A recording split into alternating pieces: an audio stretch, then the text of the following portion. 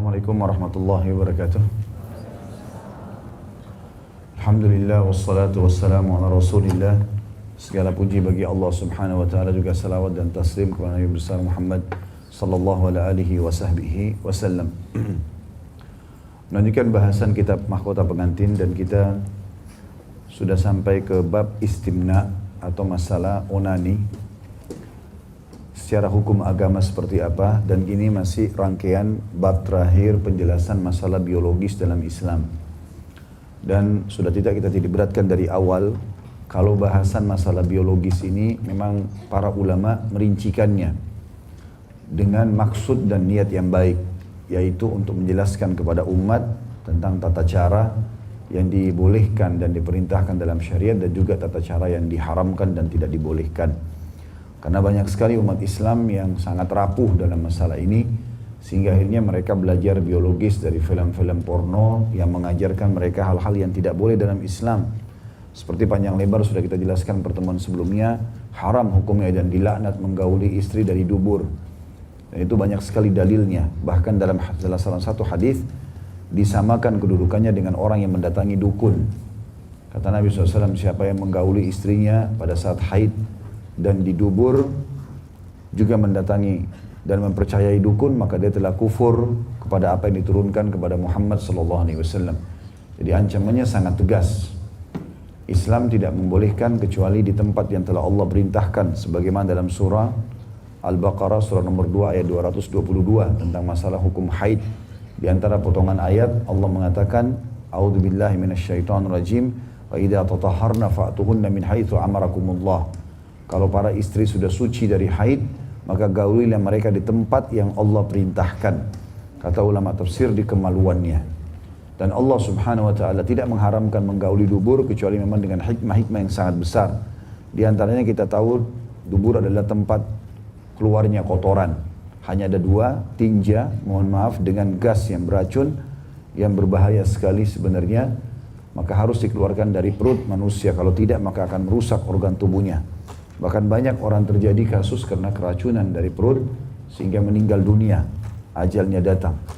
Maka Islam tidak melarang itu kecuali dengan hikmah yang sangat besar, apalagi memang sang pencipta Allah subhanahu wa ta'ala yang memahami masalah itu, lebih memahami tentang masalah hikmah penciptaan makhluknya. Begitu pula teman-teman sekalian dengan menggauli kemaluan pada saat haid ataupun nifas. Allah menyebutkan dalam Al-Baqarah 22 ayat 222 itu adalah kotoran, najis, bakteri, berbahaya. Tetapi diberikan rukhsah dan keringanan untuk menggauli kalau dubur di antara dua atau di antara lubang dubur yang bukan dimasukkan ke dalam duburnya, atau menunggingkan istri dan digauli di kemaluan dari belakang, sebagaimana sudah kita rincikan pada pertemuan-pertemuan yang sebelumnya. Dan itu yang disebutkan dengan perkataan sahabat yang mengatakan, ya Rasulullah, saya menggauli istri saya, gitu kan. Apakah boleh dari dubur? Awalnya Nabi SAW mengatakan boleh. Lalu Nabi SAW panggil lagi, dia ditanya, apa yang kau maksudkan? Apakah diletakkan kemaluan di dalam dubur atau di kemaluan dengan kemaluan yang bertemu? Maka kata Nabi SAW, andai saja di duburnya maka haram. Tapi kalau engkau meletakkan di antaranya atau memasukkan kemaluan dari belakang, maka tidak masalah. Dan ini rincian yang sangat detail. Jadi dalam agama kita, masalah biologis adalah hal yang sangat penting dan harus diperhatikan. Dan bentuk perhatiannya adalah mengikuti panduan yang disampaikan oleh sang pencipta Allah melalui sang Nabi Muhammad SAW. Dan sudah kita titik beratkan dalam beberapa kali pertemuan, kalau tidak salah 3-4 kali pertemuan bicara masalah biologis dalam Islam ini, itu semuanya dibolehkan kecuali hal yang diharamkan saja. Dan diharamkan hanya meletakkan kemaluan di kemaluan pada saat haid dan nifas, dan meletakkan kemaluan di dalam dubur. Kalau di sekitarnya, sebagaimana hadits Aisyah radhiyallahu anha, dan akan kita titik beratkan juga hari ini, ada penjelasan lagi bahwasanya, dan akan kita rincikan nanti insyaallah, diulangi lagi penjelasan tentang masalah wanita haid yang dibolehkan untuk digauli. Intinya bukan di kemaluannya. Dan sudah panjang lebar dijelaskan kalau semuanya boleh istimta atau mengambil kenikmatan dari pasangan, ya selama bukan yang diharamkan. Sementara yang diharamkan cuma 2 saja. Dalam penutupan bahasan masalah bab biologis ini, penulis mengkhususkan bab istimna atau onani, Dan beranjak daripada surah Al-Mu'minun ayat 6 sampai ayat 5 sampai ayat 6, Allah Subhanahu wa taala berfirman, A'udzu billahi minasyaitonir rajim walladzina hum li furujihim hafizun illa ala azwajihim. Dan orang-orang yang memelihara kemaluan mereka kecuali terhadap istri-istri mereka. Ini sampai ayat 7 yang berarti tetapi barang siapa yang mencari di belakang itu, maksudnya bukan melampiaskan biologis pada istri, artinya dia berzina, maka mereka itu adalah orang-orang yang melampaui batas.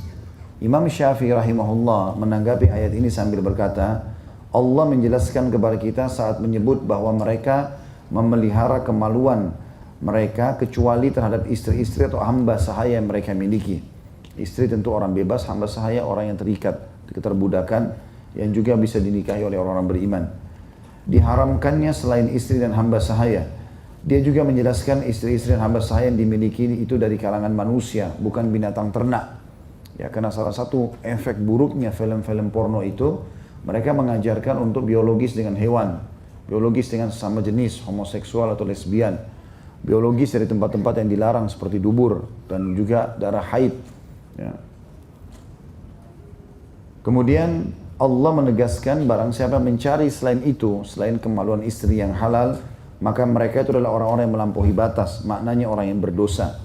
Jadi tidak dihalalkan memfungsikan zakar seseorang kecuali pada istri atau hamba sahaya yang dimiliki, dan dimaksudkan juga dalam ayat ini tidak dihalalkan istimna atau onani. Jadi Imam Syafi'i rahimahullah memasukkan onani kalau dilakukan sendirian, maka itu adalah perbuatan yang haram. Masuk dalamnya masturbasi dan seterusnya, yang sejenisnya. Tetapi kalau dilakukan oleh pasangan, onani bagi laki-laki haram. Tapi kalau istri yang lakukan pada saat istri lagi haid ataupun nifas, maka itu dibolehkan. Sahih dari Rasulullah SAW yang berbunyi, Man ata haidan aw imra'atan fi duburiha aw kahinan fasaddaqu bima yaqul faqad kafara bima unzila ala Muhammad. Hadis ini sahih riwayat Abu Dawud, Ibnu Majah dan Tirmidzi, yang berarti barang siapa yang menggauli wanita yang sedang haid atau wanita pada duburnya atau mendatangi dukun lalu mempercayainya, maka ia telah kafir kepada apa yang diturunkan kepada Muhammad sallallahu alaihi wasallam.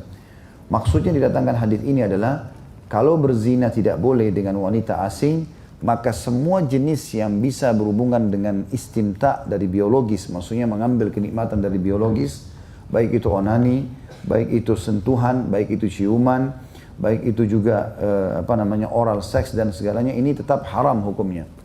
Jadi ada sebagian orang mengatakan mungkin zina haram, meletakkan kemaluan dengan wanita asing. Tetapi kalau yang lain tidak apa-apa. Makanya ada orang beranggapan pacaran tidak berdosa.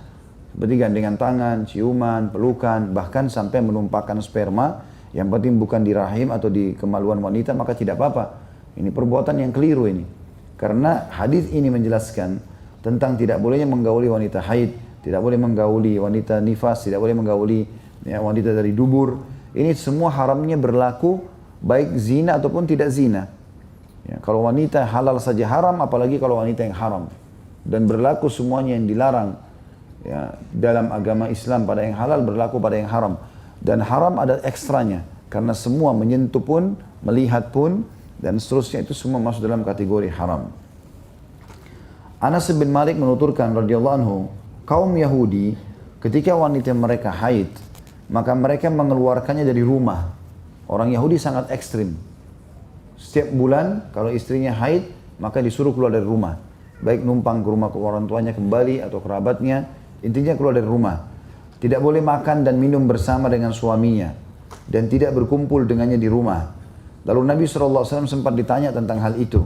Maka Allah Subhanahu Wa Taala menurunkan firman-Nya, mereka bertanya kepadamu tentang haid, katakanlah haid itu suatu darah yang kotor. Atau ayat 222. Lanjutan ayatnya tentu sampai akhir Allah mengatakan, dan janganlah kalian menggauli istri kalian kalau sedang haid karena itu kotor, dan kalau mereka sudah bersuci gauli mereka di tempat yang Allah perintahkan karena Allah suka dengan orang yang bersuci. Pada saat turun ayat ini Allah SWT mengatakan itu, Nabi SAW bersabda, berkumpullah dengan mereka di rumah dan lakukan segala sesuatu kecuali bersetubuh. Ya, artinya meletakkan kemaluan di kemaluan. Selain daripada itu dibolehkan. Saat hal itu terdengar oleh kaum Yahudi di Madinah, mereka sempat marah dan mengatakan, orang ini, maksudnya Nabi Muhammad SAW, tidak ingin membiarkan sedikit pun dari urusan kami kecuali menyelisihi urusan kami. Maka datanglah Usaid bin Hudayr dan Abbad ibn Bishr, lalu keduanya bertanya, wahai Rasulullah, kaum Yahudi mengatakan begini dan begitu, maka apakah kita tidak menyetubui mereka para wanita yang sedang haid? Mendengar hal tersebut maka wajah Nabi SAW berubah hingga kami menyangka beliau marah kepada keduanya. Lalu keduanya keluar dan hadiah berupa susu diberikan kepada Nabi SAW. Maka beliau mengutus utusan untuk menyusul keduanya dan memberi minum kepada keduanya. Akhirnya keduanya pun tahu kalau Nabi SAW sedang tidak marah. Artinya teman-teman, terjadi sebuah kasus waktu itu. Tersebar berita orang-orang Madinah, orang-orang Yahudi di Madinah tidak mau menggauli istri mereka lagi haid. Sementara mayoritas sahabat dari kaum Ansar, orang-orang Madinah, terpengaruh sekali dengan orang Yahudi sebelum Nabi SAW hijrah. Di antaranya mereka terpengaruh sekali dengan cara biologis. Ya. Salah satu cabangnya adalah tidak boleh berkumpul, ngobrol, makan, minum dengan istri, bahkan tidak boleh serumah pada saat haid, sampai haidnya bersih. Maka datanglah dua sahabat ini, yang disebutkan dalam hadis ini, Usaid bin Hudayr radhiyallahu anhu dan Abbad ibn Bishr radhiyallahu anhu. Datang keduanya, dan ini dua-duanya ahli ibadah sebenarnya, menanyakan hal itu kepada Nabi SAW. Padahal sebelumnya Nabi SAW sempat ditanyakan tentang masalah wanita haid dan perilaku Yahudi. Nabi sudah bilang, turun ayat Al-Quran membolehkan kalian berkumpul, makan, minum, interaksi, bahkan boleh lakukan apa saja dengan istri termasuk istimta atau mengambil kenikmatan, kecuali melakukannya di kemaluan. Lalu kemudian Abbad ibn Bishr dan Usaid bin Hudayr pergi lagi ke Yahudi. Kemudian mendengar orang-orang Yahudi berbicara, orang ini, maksudnya Nabi SAW, tidak pernah meninggalkan urusan agama kami kecuali pasti menyelisihinya. Orang-orang Yahudi berharap umat Islam tetap mengikuti itu. Mereka marah, kesannya di antara mereka ya, tentu ini tidak berpengaruh bagi Nabi SAW dan agama Islam. Tapi mereka marah seakan-akan kenapa kok ada orang Islam tadinya ikuti mereka, sekarang tidak jadi ikuti mereka.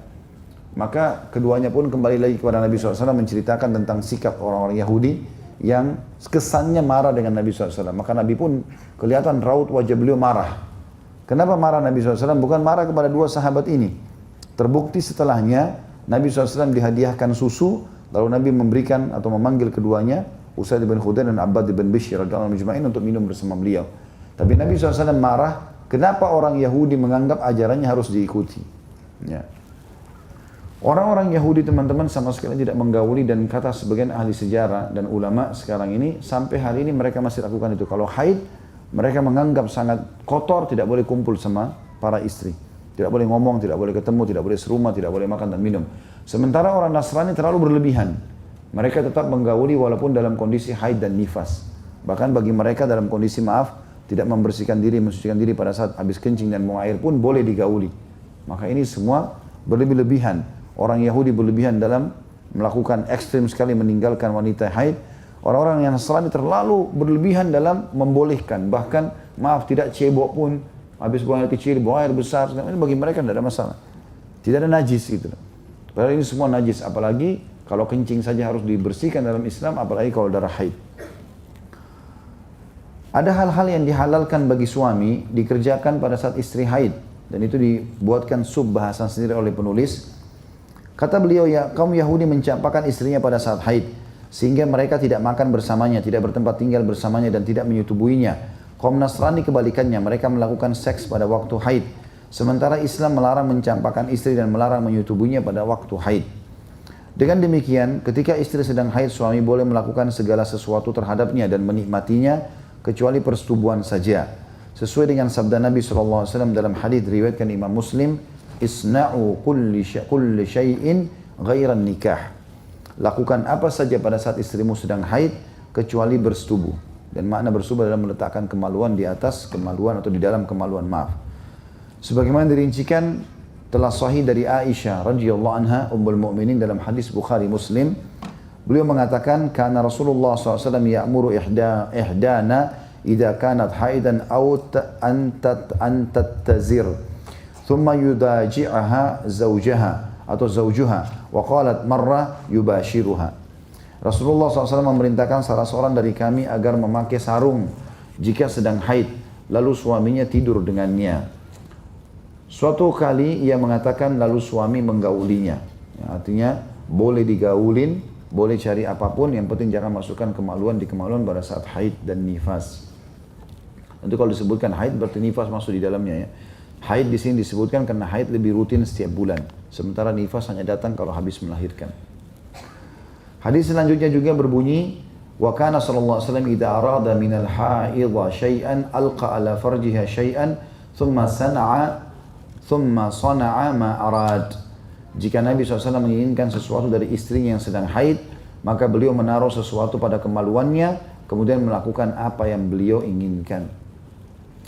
Ia juga mengatakan, aku minum, kata Aisyah anha, aku minum saat sedang haid. Lalu beliau SAW meletakkan mulutnya pada bekas mulutku. Aku menggigit tulang berdaging, kemudian aku berikan kepada Nabi SAW, maka beliau meletakkan mulutnya pada bekas mulutku. Dan hadis ini, hadis sahih diriwayatkan oleh Imam Muslim.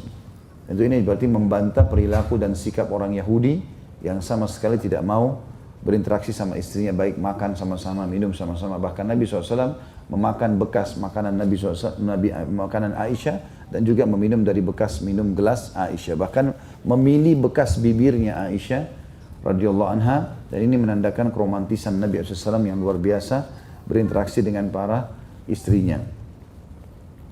Jika ia telah suci dari haidnya, sebagaimana telah disebutkan dalam pernyataan Asy-Syafi'i, maka suami boleh mendatanginya setelah mandi, berwudu, atau mencuci tempat keluarnya darah saja.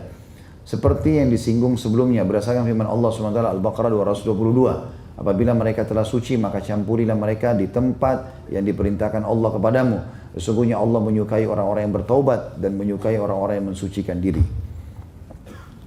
Ibnu Qayyim rahimahullah juga mengatakan, telah disebutkan dalam As-Sahihain, maksudnya kalau teman-teman pegang buku ini, Sahih Bukhari dan Muslim, yaitu hadis Aisyah radhiyallahu anha, kuntu agtasilu ana wan nabiyyu sallallahu alaihi wasallam min ina'in wahid kilana junub.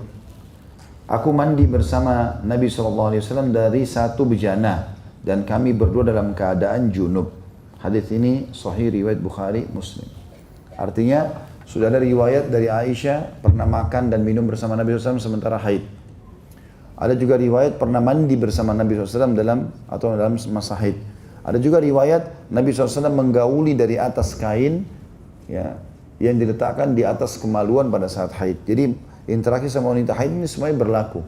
Ini berarti bagian daripada syariat kita yang harusnya kita fahami.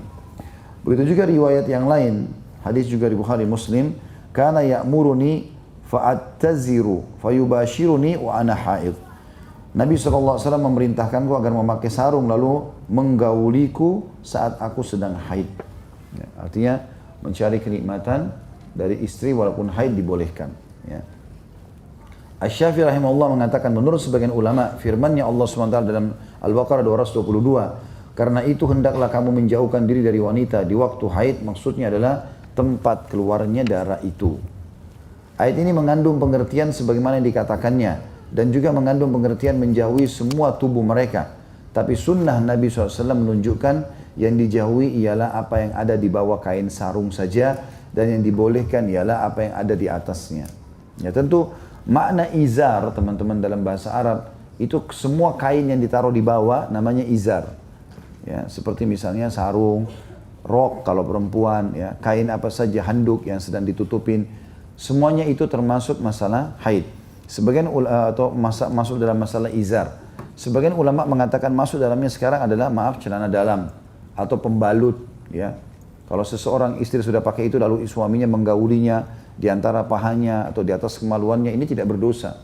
Ya, karena dianggap sudah tertutup. Karena intinya kemaluan ditutup sebagaimana riwayat Bukhari Muslim tadi. Sementara hadis Anas radhiyallahu anhu ini sangat jelas menunjukkan yang diharamkan hanyalah menggauli tempat keluarnya haid secara khusus, yakni bersetubuh, dan dibolehkan selainnya semua kecuali duburnya. Hadis-hadis tentang memakai kain sarung tidak bertentangan dengan hadis Anas, karena itu lebih sempurna dan menjauhi kotoran, dan ini lebih baik. Adapun hadisnya Muadz bin Jabal radhiyallahu anhu, ada sebuah hadis lain. Jadi sampai sekarang semua hadis yang ada, baik itu diriwayatkan Anas bin Malik atau Aisyah radhiyallahu anhum ajma'in, membolehkan menggauli istri pada saat haid kecuali masukkan kemaluan di kemaluan yang tidak boleh. Ada satu riwayat Muadz bin Jabal yang berbunyi begini. Sa'altu Rasulullah sallallahu alaihi wasallam amma yahillu lirrajuli min imra'atihi wa hiya haid. Faqala ma fawqa al-izari wa ta'affuf an dhalika afdal. Aku bertanya kepada Rasulullah SAW tentang apa yang dihalalkan bagi laki-laki terhadap istrinya saat sedang haid. Maka beliau menjawab, apa yang ada di atas kain sarung. Dan menjauhi itu lebih baik. Artinya jangan sentuh istrimu lagi haid.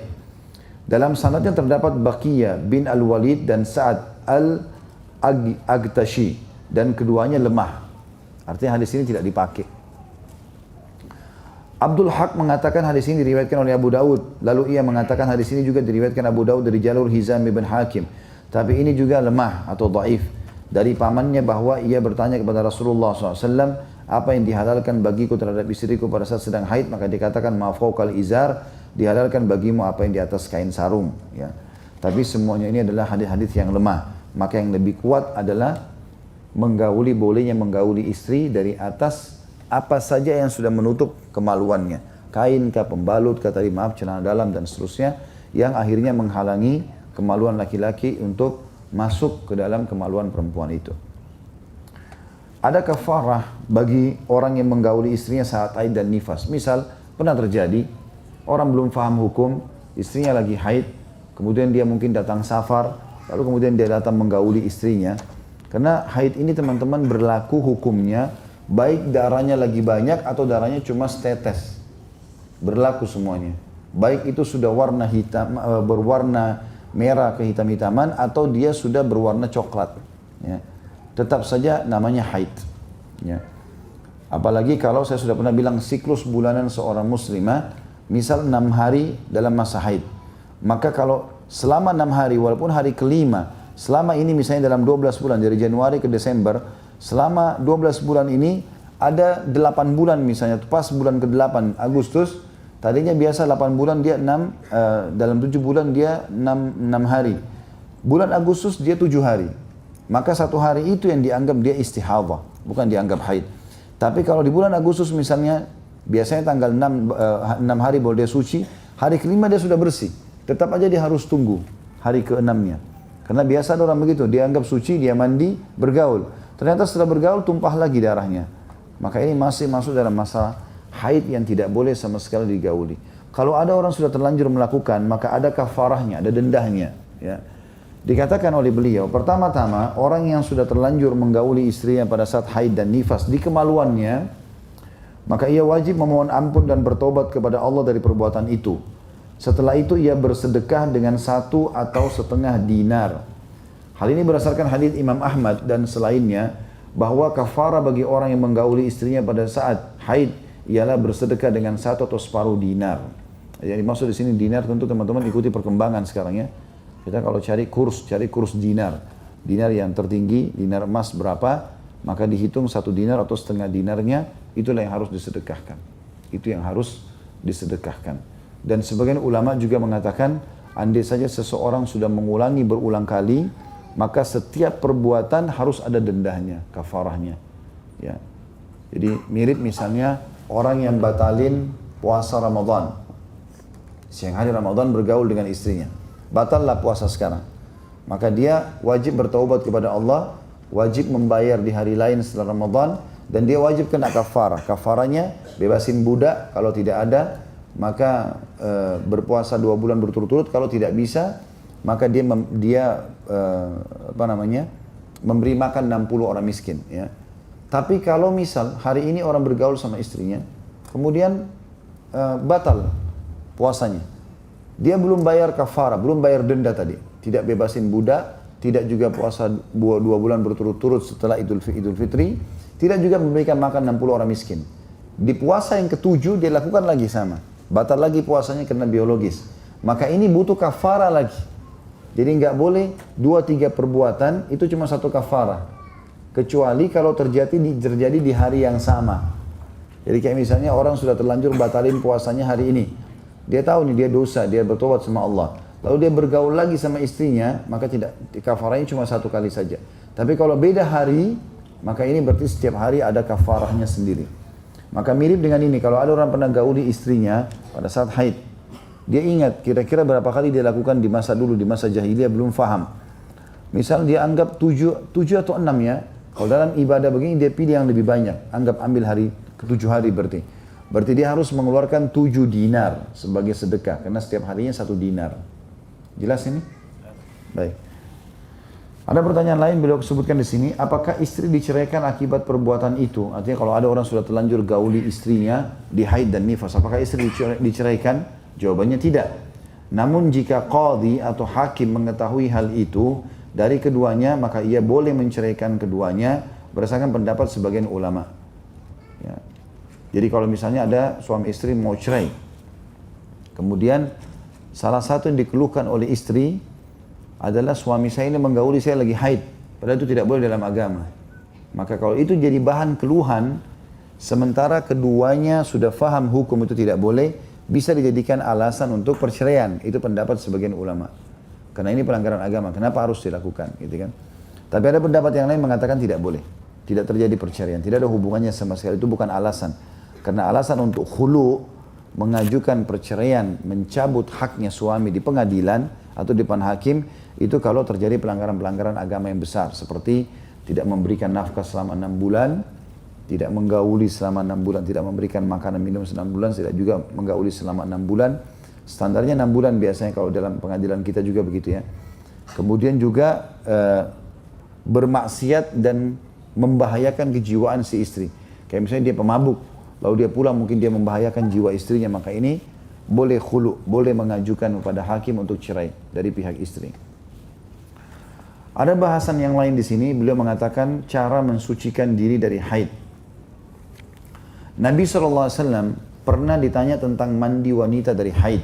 Maka beliau bersabda, "Ta'khudhu ihdakunna ma'aha wa sidrataha fatatatahharu fatuhsinu tuhura thumma tasubbu ala ra'siha fatadlukuhu dalkan syadidan hatta tabluga syu'una ra'siha ثم تصب عليها الماء ثم تأخذ فرصة ممسكة فتتطهر بها فقالت أسماء وكيف تتطهر بها فقال سبحان الله فقالت عائشة تتبعين أثر الدم. Salah seorang dari kalian, kata Nabi SAW kepada para wanita, mengambil air yang sudah dicampur dengan perasan daun bidara. Ya.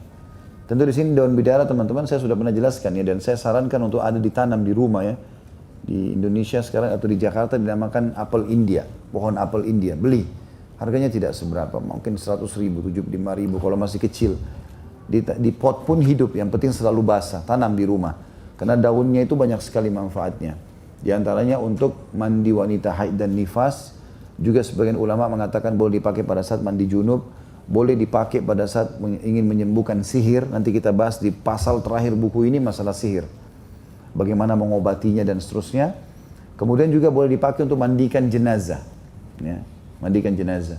Tapi kalau kita tidak menemukan daun bidara, maka semua yang bisa membawa kepada bau yang harum, menghilangkan bakteri kayak kita sekarang, sabun, sampo, semuanya boleh. Nah, itu dibolehkan. Atau mungkin sekarang sudah ada sabun khusus untuk membersihkan kemaluan, maka itu juga dibolehkan.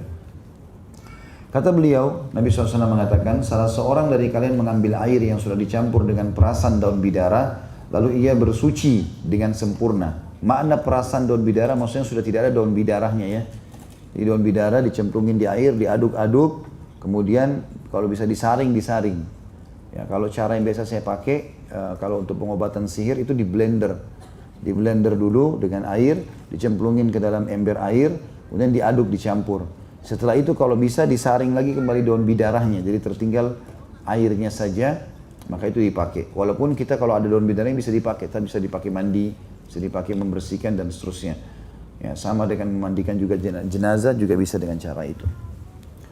Kata beliau, kemudian mengguyur kepalanya dan memijatnya dengan pijatan yang keras hingga mencapai kulit kepalanya. Di sini tentu terjemahan sangat letterlet ya. Yang dimaksud adalah mengambil air, dari air itu kemudian meletakkan tangan di sisi kanan kepala sampai terasa air menyentuh kulit kepala. Mirip dengan tata cara mandi junub.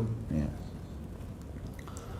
Kemudian dikatakan setelah itu, setelah meletakkan di kulit kepala lalu mengguyurnya dengan air. kepala sampai ke seluruh tubuh. Setelah itu ia mengambil sedikit kapas yang sudah dibubuhi dengan minyak wangi, lalu mensucikan kemaluannya dengannya. Asma radhiyallahu anha bertanya, bagaimana ia mensucikan dengannya? Maksudnya bagaimana bisa kapas dengan minyak wangi dianggap bisa mensucikan kemaluan? Maka beliau pun berucap subhanallah.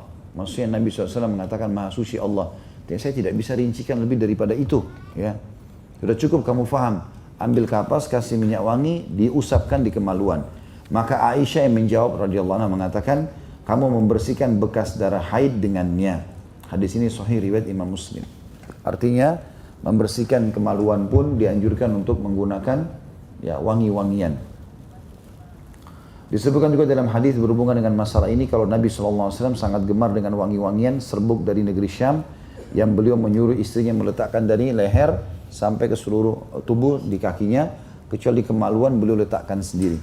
Berarti bukan cuma perempuan yang menjaga wanginya kemaluan, tapi laki-laki pun sama dianjurkan untuk mencebok, membersihkan diri dengan sabun, dengan hal-hal yang baik, yang membubuhi minyak wangi, semua itu bagian daripada sunnah Nabi SAW. Kata penulis di sini kami katakan wanita harus memperhatikan kebersihan dirinya, terutama sesudah haid. Di samping memperhatikan kebersihan secara umum, sebaik-baik parfum bagi wanita ialah air, maksudnya seringnya dia mandi. Ya.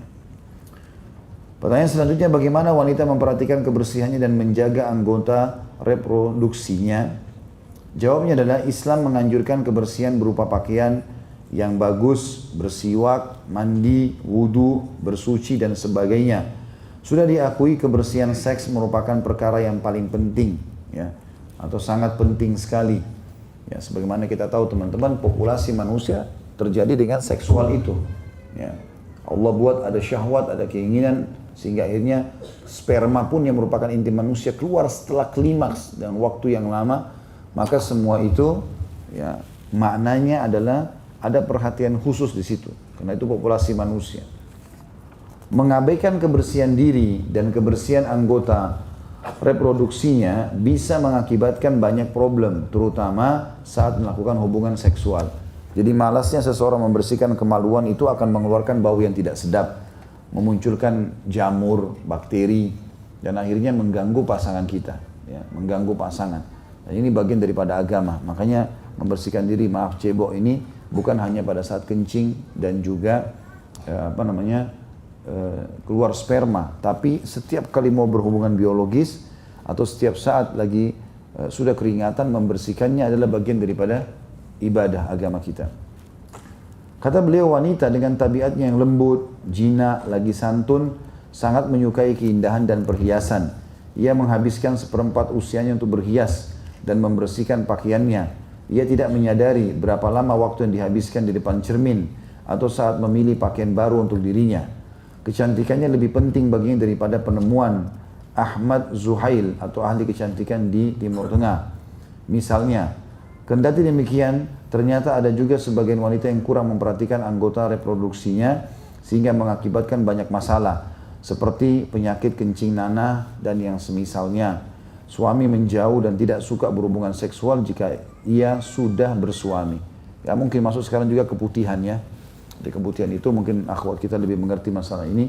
Ini kadang-kadang saya tanya istri saya tentang masalah itu. Kalau ada keputihan, ini seperti apa sebabnya? Memang dia mengeluarkan cairan putih dan baunya tidak nyaman. Umumnya itu karena tidak menjaga kebersihan tadi. Jadi alhamdulillah sekarang sekali lagi sudah banyak sekali sabun-sabun pembersih yang semestinya digunakan.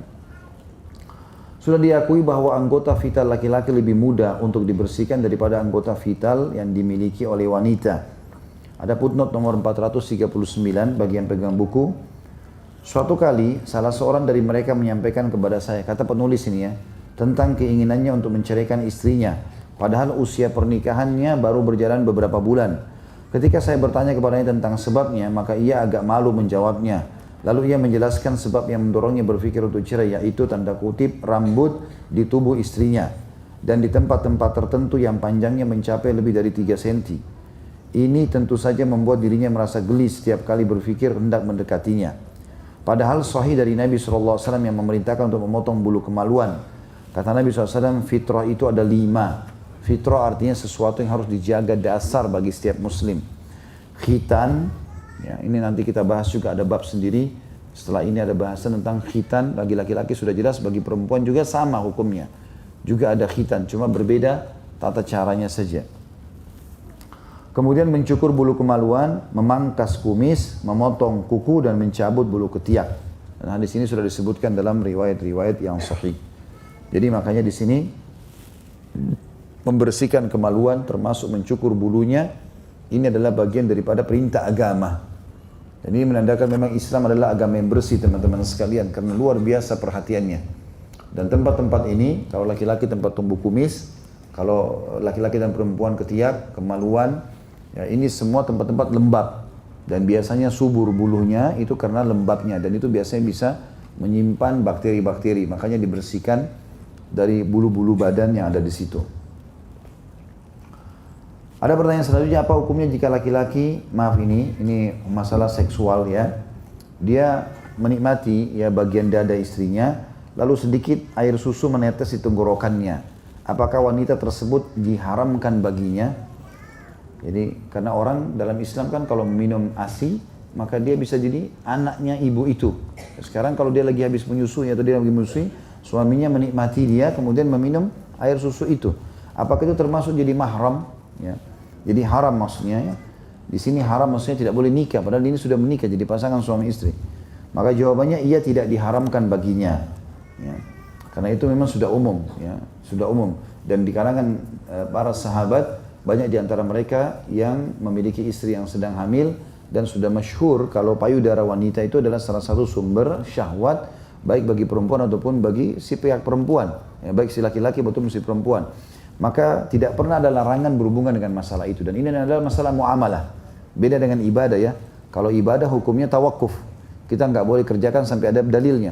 Tapi kalau muamalah kita boleh kerjakan sampai ada yang mengharamkannya. Ya. Maka ini masuk dalam bab muamalah. Belum pernah ditemukan adanya pengharaman seorang suami untuk menelan ASI ya, istrinya. Ya. Selanjutnya dikatakan, apakah bulu kemaluan memiliki manfaat dalam masalah biologis itu sendiri? Kata beliau, iya. Allah SWT tidak menciptakan sesuatu yang sia-sia atau tanpa hikmah. Bagaimana tidak, sedangkan dia menciptakan manusia dalam bentuk yang sempurna. Bagaimana tidak, sedangkan dia maha mengetahui lagi maha bijaksana. Meskipun kita tidak mengetahui manfaat atau hikmah pada sebagian yang kita lihat, namun ini tidak berarti semua itu diciptakan dengan sia-sia. Jika manusia melihat pada dirinya, niscaya ia melihat sesuatu yang mencengangkan. Allah Subhanahu wa taala berfirman dalam surah Dzariyat ayat 21, A'udzu billahi minasyaitonir rajim wa fi anfusikum afala tubsirun, dan dalam diri kalian sendiri keajaiban-keajaiban terdapat ya, keajaiban penciptaan Allah, apakah kalian tidak memperhatikannya? Kata penulis masuk dalamnya bulu-bulu yang tumbuh di badan, ya, fungsi-fungsi anggota tubuh dan seterusnya. Pada penciptaan wajah yang sedemikian rupa, hidung dengan kedua lubang ke arah bawah, dua telinga dengan dua lubang di sebelah kanan dan kiri, sepasang mata berikut penutupnya yang tidak ada pada hidung dan telinga atau telinga, rambut di atas kepala, bulu di atas telapak tangan bukan di bawahnya, bulu di bawah ketiak dan sekitar kemaluan dengan bentuk yang mengagumkan dan letaknya yang terpelihara untuk laki-laki dan perempuan. Berbeda dengan hewan dan yang selainnya. Semua itu berisi seruhan dari Allah agar merenungkan dan memikirkannya. Jika manusia mengetahui manfaat sebagian dari apa yang disebutkan, baik tampak maupun belum, maka ia harus tahu semua itu tidak diciptakan dengan sia-sia, tapi untuk berbagai hikmah yang besar. Di antara manfaat dan fungsi bulu kemaluan dari segi kesehatan ialah menyerap keringat. Mengingat tempat itu tidak menerima udara, maka keluarnya keringat di dalamnya lebih banyak daripada selainnya. Dengan demikian bulu di sekitar kemaluan berfungsi menyerap keringat tersebut. Demikian pula berfungsi sebagai penghalang terjadinya gesekan antara kulit, ini kemaluan laki-laki atau biji laki-laki dan kedua pahanya, sehingga tidak mengakibatkan pengelupasan pada bagian tubuh yang peka ini. Demikian pula ia memiliki manfaat seksual karena gesekan bulu kemaluan pada laki-laki dengan otot perasa yang terjadi pada biji wanita akan membuatnya merasa nikmat dan bergairah sehingga mempercepat orgasme. Jadi ada fungsinya kalau ada yang bertanya masalah itu. Tetapi dalam syariat dianjurkan untuk mencukurnya. Ya. Artinya bakteri-bakteri yang ada sudah harus dibuang. Dan dengan hikmah Allah karena dia lembab maka akan selalu tumbuh. Ya. Allahu a'lam. Ini juga saya cuma berbagi saja, kalau bisa setiap bapak dan ibu memang memiliki mesin cukur itu dibeli ya. Jadi bukan lagi yang pakai silet. Karena silet itu dipakai beberapa kali rusak atau tidak tajam lagi. Ya, ini sekedar masukan. Saya pernah berikan masukan kepada jemaah umroh dan haji. Karena mencukur bulu kemaluan ini, bulu ketiak bukan hanya bagi orang suami istri di rumah yang keseharian, juga dalam umroh dan haji dianjurkan. Berarti rutinitas kita selalu rutin untuk itu. Saya beli alat di rumah, ada beberapa alat yang berbeda-beda jenisnya. Harganya memang ratusan ribu, bahkan ada yang jutaan harganya. Tetapi alat ini dibeli sekalian, cuma tinggal dicas, dipakai lagi. Daripada kita harus beli silet terus, yang mungkin belum tentu bisa membersihkan sempurna dan seterusnya. Maka ini bagian daripada hal yang mungkin kita berbagi karena bisa dipakai setiap saat, baik suami istri, juga termasuk ya pada saat umroh dan haji. Kita akan masuk teman-teman ke masalah hukum khitan bagi perempuan. Ya. Karena ini seringkali ada bahasan atau pertanyaan, kalau laki-laki dianggap sudah sebuah kewajiban. Dikatakan bahwasanya sahih dari Nabi SAW pernah ada perintah agar berkhitan di lebih dari satu hadis atau ada beberapa hadis. Sudah cukup untuk menjelaskan wajibnya khitan bagi laki-laki dan perempuan. Ialah sabda Nabi SAW, "Idza jawazal khitanul khitana wajabal ghusl." Perhatikan kalimat di situ kalau pegang buku, kalimat khitanul khitana. Jika khitan atau kemaluan laki-laki yang sudah dikhitan sudah bersentuhan dengan khitan atau kemaluan perempuan yang sudah dikhitan, maka wajib mandi. Ini pernah kita jelaskan di bab mandi junub ya. Jadi mandi junub itu walaupun tidak klimaks, tapi kalau kemaluan-kemaluan sudah bertemu ya atau sudah mimpi dan junub, walaupun tidak melakukan biologis tetap wajib mandi. Dalam hadis tersebut berisi isyarat tentang khitan laki-laki dan wanita, maka renungkanlah. Karena Nabi SAW menggunakan kalimat kemaluan laki-laki yang terkhitan dan kemaluan perempuan yang terkhitan. Juga sabda Nabi SAW di hadis tadi yang sebelumnya, al-fitratu khamsun au khamsun minal fitrati al-khitanu wal istihdadu wa nadful ibti wa taklimul azfar wa qasrus syarib.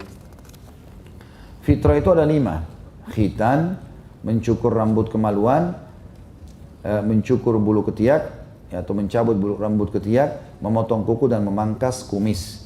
Hadis ini riwayat Bukhari Muslim. Hadis ini berlaku umum untuk laki-laki dan perempuan khitannya. Fitrah itu perkara di mana Allah menciptakan manusia di atas perkara tersebut, yakni asal perciptaan. Allah berfirman dalam surah Ar-Rum ayat 30, "A'udzu billahi minasyaitonir rajim, fitratallahi allati fatara an-nasa 'alaiha." Tetaplah atas fitrah Allah yang telah menciptakan manusia menurut fitrah itu. Jadi khitan ini bagian daripada fitrah yang harus dilakukan. Juga sabda Nabi SAW, "An-nisa'u syaqa'iqur rijal." Sesungguhnya wanita itu saudara kandungnya laki-laki. Hadis ini juga sudah disebutkan takhrijnya sebelumnya, riwayat ya, ahli sunan dengan riwayat yang sahih. Jadi artinya sama, khitan buat laki-laki, khitan juga buat perempuan. Dalam fikih Imam Abu Hanifah disebutkan bahwa khitan bagi laki-laki adalah sunnah, ketetapan bagi laki-laki, dan makrumah. Ya. Dan makrumah di situ ada footnote nomor 442, yakni menjaga dan melindunginya karena selaput yang menutup klitorisnya para wanita atau jaldah, jika tidak dipotong maka ia membesar hingga menjadi seperti ruas jari dan menggesek kemaluan wanita sehingga membangkitkan syahwatnya. Dikatakan di sini sementara ya, sunnah ketetapan khitan bagi laki-laki dan makrumah atau kemuliaan bagi wanita. Jika penduduk suatu negeri bersepakat untuk meninggalkan khitan, maka imam atau pemimpin besar atau khalifah wajib memerangi mereka. Karena ini merupakan salah satu syiar dari ciri khas Islam. Ya, ini disebutkan oleh jumhur ulama. Dan ini teman-teman membantah pendapat orang-orang yang tinggal di negara non-muslim. Karena saya waktu diundang ke Australia waktu itu, sempat orang-orang kita mengeluhkan masalah itu. Mengatakan anak-anak kami yang lahir di Australia ini tidak boleh dikhitan. Karena dianggap itu mutilasi. Ya. Ya. Bagi mereka itu kayak aneh. Gitu kan. Padahal sebenarnya ada beberapa penelitian ilmiah yang membuktikan itu adalah bagian daripada kebersihan. Ya. Abu Hanifah mewajibkan pemerintah bahkan memerangi kalau ada orang yang melarang untuk khitan. Dalam fikih Syafi'iyah disebutkan bahwa khitan itu wajib bagi laki-laki dan perempuan. Para fuqaha berargumen mengenai khifadh atau khitannya wanita dengan hadits Ummu Atiyah. Ia mengatakan seorang wanita berkhitan di Madinah, maka Nabi SAW mengatakan kepadanya, la tanhaki fa inna dzalika ahdha lizauji wa asra lilwajh. Jangan berlebihan pada saat mau khitan anak-anak perempuan, jangan berlebihan. Nabi ingatkan Ummu Atiyah, ini pengkhitannya wanita di Madinah. Karena itu lebih membahagiakan suami dan lebih mencerahkan wajah. Artinya kalaupun dipotong atau dikerok maka tidak boleh banyak, sebagian kecil saja. Dalam suatu riwayat disebutkan ketika kaum wanita hijrah ke Madinah, di antara mereka ada Ummu Habibah yang dikenal sebagai pengkhitan wanita. Ketika Rasulullah SAW melihatnya, beliau mengatakan kepadanya, wahai Ummu Habibah, apakah yang dulu ada di tanganmu itu juga ada di tanganmu sekarang saat ini? Kau tetap mengkhitan wanita? Kata dia, iya wahai Rasulullah, kecuali bila itu haram maka laranglah aku. Maka Rasulullah SAW bersabda, bahkan itu halal, mendekatlah padaku hingga aku memberitahukan kepadamu. Kata Ummu Habibah, karena ini istri Nabi SAW ya, Nabi tanya, mendekatlah, suruh dekat. Lalu Nabi bisikkan, aku pun mendekat kepada beliau, kata Ummu Habibah. Maka beliau pun mengatakan, jika engkau melakukannya maka jangan berlebihan, karena itu lebih mencerahkan wajah dan lebih membahagiakan suami. Artinya ada pengaruhnya kepada kecerahan wajah dan kenikmatan dalam biologis. Ya. Dan ini tentu teman-teman berhubungan dengan masalah intinya bolehnya khitan bagi wanita. Ya, ini membantah pendapat yang mengatakan tidak boleh khitan itu. Ada pertanyaan selanjutnya sini tentang masalah wanita haid, bolehkah membaca Quran atau tidak, itu nanti akan kita bahas pertemuan akan datang. Saya akan baca dulu pertanyaan yang ada. Bolehkah menggauli istri lewat jarak jauh atau video call? Suami bertugas lebih dari sebulan atau 3 bulan di luar negeri. Bagaimana caranya? Kalau bahasanya selain menggauli, mungkin. Ya, artinya menikmati istri, mungkin istrinya mengucapkan kata-kata apa, mungkin memperlihatkan badannya, mungkin. Tapi jangan dibahasakan menggauli, nanti antum menggauli handphone itu. Bahasa ini kurang tepat ya. Tapi bolehkah menikmati istri dari jarak jauh? Ya itu semuanya masuk dalam umumnya. Jadi kalau menikmati istri dari jarak jauh dengan cara ucapan sayang, cinta, mungkin diberikan kecupan dari jarak jauh dengan memberikan isyarat misalnya, itu mungkin ya. Atau mungkin melihat bagian dari badan dan apa, itu dibolehkan. Tapi menggauli ini satu hal yang jadi tanda tanya ya. Dan bagi setiap suami, kalau bisa dia safar, dia bawa istrinya sangat bagus. Ya. Dia membawa pasangannya sangat baik. Apalagi kalau sudah tahu mau safar jauh, lama. Kecuali darurat, tidak memungkinkan, kondisi ekonomi tidak memungkinkan, dan dia harus kerja di luar negeri mungkin. Allahu a'lam. Mudah-mudahan bermanfaat. Subhanakallahumma bihamdika. Asyhadu an la ilaha illa anta astaghfiruka wa atubu ilaik. Wassalamualaikum warahmatullahi wabarakatuh.